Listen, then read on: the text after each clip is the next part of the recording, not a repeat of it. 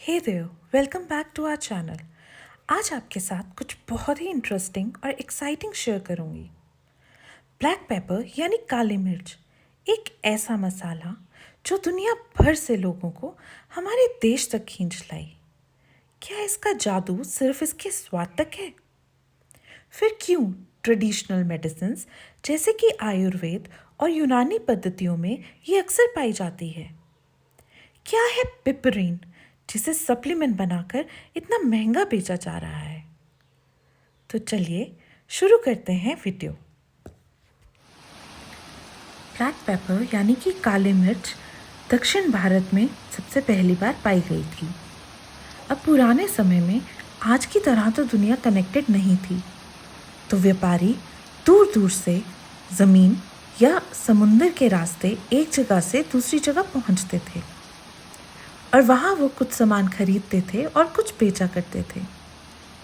इसके बहुत सारे कल्चरल, इकोनॉमिकल, पॉलिटिकल इम्पैक्ट्स रहे हैं, पर आज हमें सिर्फ और सिर्फ ब्लैक पेपर की बात करनी है।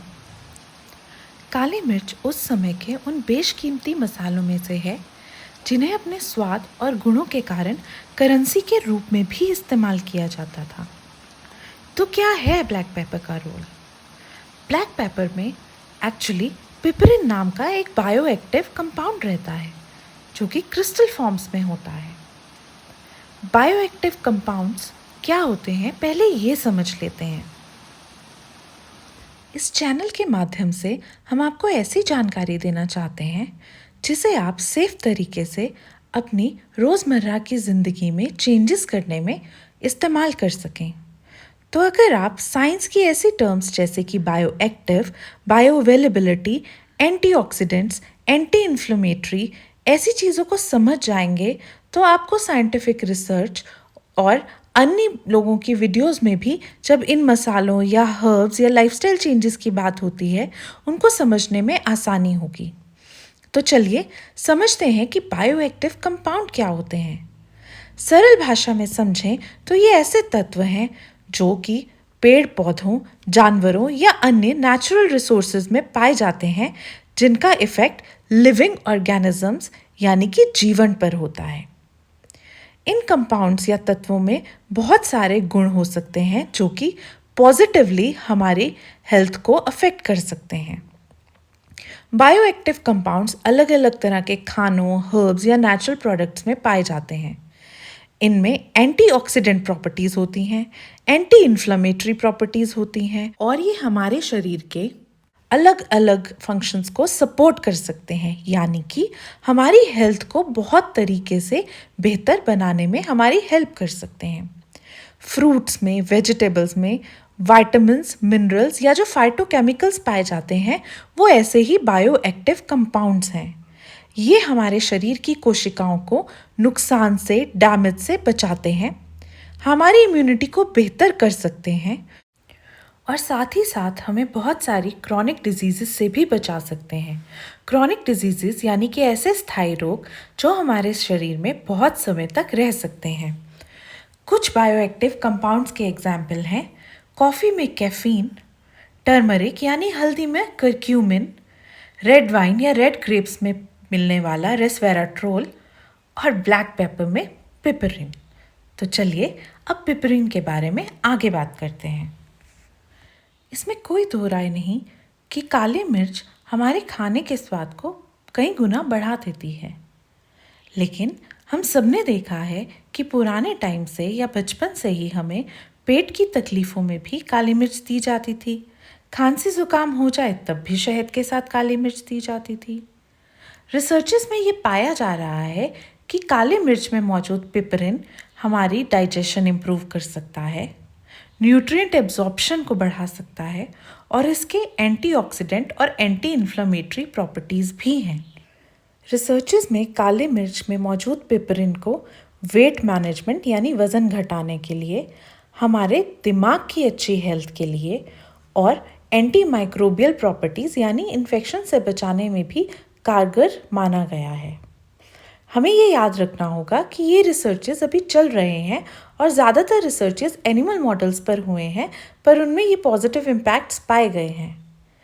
तो जब आप काली मिर्च का इस्तेमाल करें तो उसे अपनी ट्रेडिशनल रेसिपीज़ में जिस तरह से इस्तेमाल करते आए हैं या दादी नानी के नुस्खों में ही इस्तेमाल करें। अब मैं आगे बढ़ने से पहले आपको 2-3 बहुत इम्पॉर्टेंट टर्म्स के बारे में समझाना चाहूँगी, जिनका इस्तेमाल ऐसे साइंटिफिक स्टडीज़ समझाने के लिए बार बार किया जाता है। तो उनमें सबसे पहले एंटीऑक्सीडेंट्स। ये एंटीऑक्सीडेंट्स क्या होते हैं? एंटीऑक्सीडेंट्स ऐसे तत्व या सब्सटेंसेस हैं जो कि हमारे शरीर की कोशिकाओं को अलग अलग तरह की डैमेजेस से बचाते हैं। और ये ज़्यादातर डैमेज ऐसे मॉलिक्यूल्स से होती है जिन्हें कहा जाता है फ्री रेडिकल्स। तो जब एंटीऑक्सीडेंट्स फ्री रेडिकल्स को ख़त्म या निरस्त कर देते हैं तो उससे वो हमारी सेल्स को डैमेज होने से बचाते हैं और इस तरह से वो डीएनए डैमेज को भी रोकते हैं। फ्री रेडिकल्स क्या होते हैं?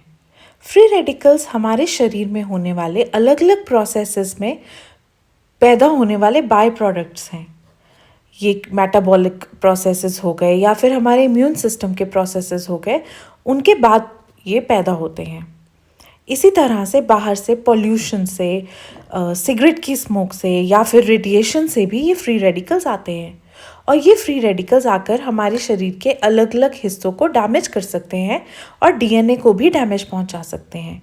बहुत सारी क्रॉनिक डिजीजेस, कैंसर्स और अन्य तरह की बीमारियों में इस फ्री रेडिकल डैमेज का बहुत बड़ा हाथ रहता है। तो जब हम ऐसे खाने खाते हैं जिनमें एंटीऑक्सीडेंट्स और एंटी इन्फ्लामेटरी सब्सटेंसेस रहते हैं, तो हम इस डैमेज को रोक सकते हैं या फिर स्लो डाउन कर सकते हैं।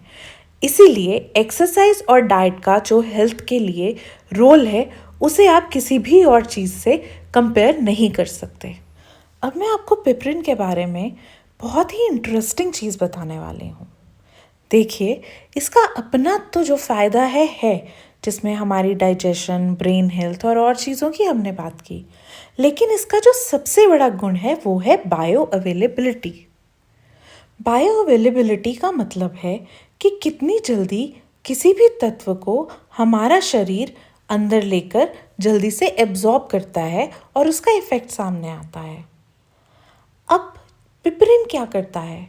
पिपरिन के साथ जब हम कोई अन्य फ़ायदेमंद सब्सटेंस लेते हैं तो वो ऐसे बहुत सारे सब्सटेंसेस की बायो अवेलेबिलिटी बढ़ा देता है। इसका मतलब ये है कि ब्लैक पेपर हमें अपना फ़ायदा देने के साथ साथ हम उसके साथ जो अन्य चीज़ें कंबाइन कर रहे हैं उनके फ़ायदे को बढ़ा देता है। तो इसीलिए जब हमें हल्दी, शहद और काली मिर्च दी जाती है तो उसमें काली मिर्च जो अपना फ़ायदा कर रही है एंटी इन्फ्लेमेशन का, वो तो कर ही रही है, लेकिन वो हल्दी के गुणों को बढ़ा रही है, वो शहद के गुणों को बढ़ा रही है। कैसे?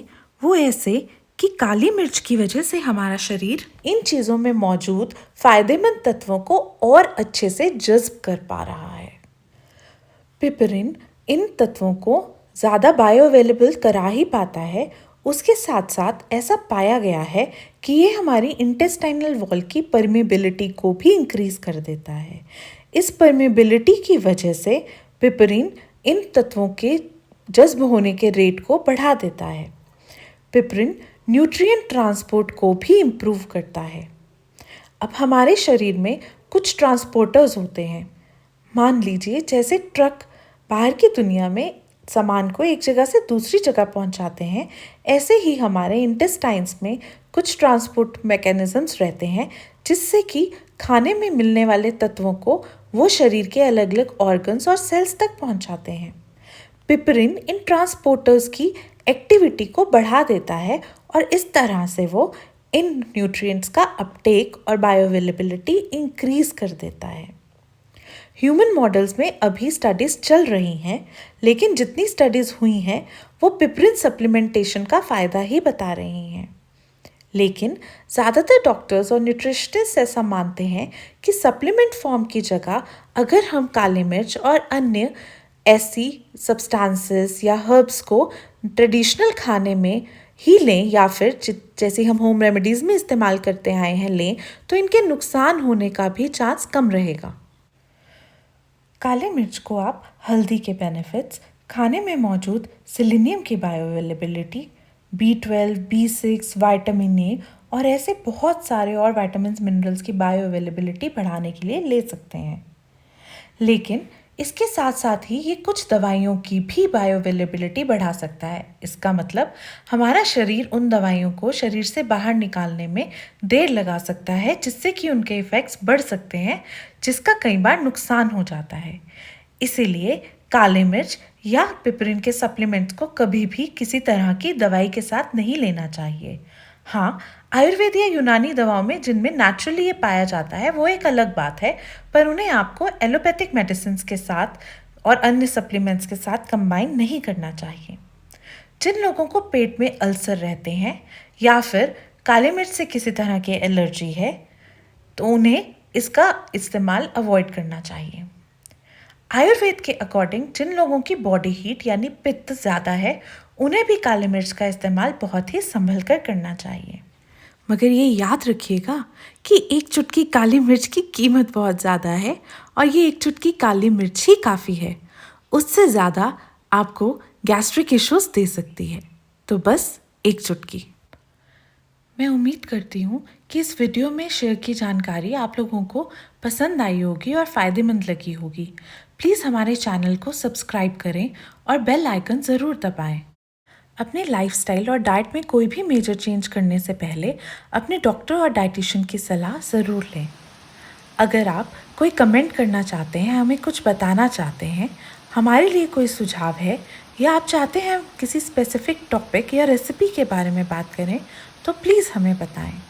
ये एक लाइफस्टाइल और वेलनेस चैनल है जिससे आप हमारे साथ जुड़े रहें। Thank you so much. Have a great day.